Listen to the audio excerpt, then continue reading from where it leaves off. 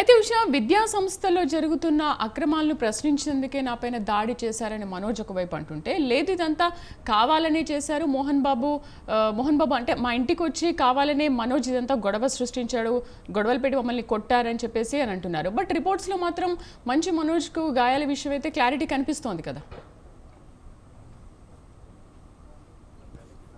ఖచ్చితంగా ఈ సిచ్యువేషన్ ఏదైతే ఉందో దీనికి సంబంధించి మంచు మనోజు తీవ్ర గాయాలయ్యాయి.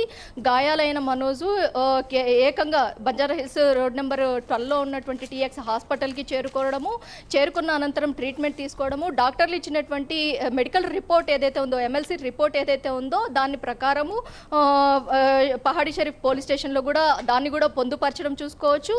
మొత్తం ఏదైతే మోహన్ బాబు లాంటి పెద్ద వ్యక్తి తను కూడా తన వయసును కూడా ఏదైతే పరిగణకు తీసుకోవాలన్న కోణంలో సిపికి రాసినటువంటి లేఖలో 75 ఏళ్ల సీనియర్ సిటిజన్ అయినటువంటి నన్ను తన చిన్న కొడుకు వేధిస్తున్నాడు, ఆస్తి కోసమే తనని ఈ విధంగా విసిగిస్తున్నారు అన్న కోణంలో కూడా అతను కూడా పేర్కొనడం జరిగింది. కాబట్టి ఏదైతే ఈ పరిణామానికి సంబంధించి వాగ్వాదాలకి సంబంధించి ఆస్తి గొడవలే భూమా మౌనిక మనోజ్ ఇద్దరు కూడా తనని ఆస్తిపరంగా ఇబ్బందులకు గురి చేస్తున్నారన్న కోణంలో కూడా మోహన్ బాబు ఆ లేఖలో కూడా పేర్కొనడం జరిగింది. కాబట్టి ఈ స్టేట్మెంట్ ఏదైతే సిపి ఇచ్చినటువంటి ఆదేశాల మేరకు పహాడీ షరీఫ్ పోలీసులు ఇక్కడ వచ్చి రికార్డ్ చేసుకుంటున్నారా, లేకపోతే ఎఫ్ఐఆర్ని బేస్ చేసుకొని ఇక్కడ వచ్చి మోహన్ బాబు స్టేట్మెంట్ని రికార్డు చేసుకున్నారా అనేది మాత్రం సర్వత్రా ఉత్కంఠగానే ఉంది. మరోవైపు మోహన్ బాబు లాంటి వ్యక్తి ఎన్నో కుటుంబాల్లో న్యాయం చేసినటువంటి వ్యక్తి తన చిన్న కుమారుడైనటువంటి చిన్నారి ఎవరైతే 7 నెలల చిన్నారి మీద కూడా అలిగేషన్స్ చేయడం అయితే మాత్రం అది ఒకంత ప్రతి ఒక్కరిని కూడా ప్రశ్నించేలాగా చేస్తుంది. తన సతీమణి మీద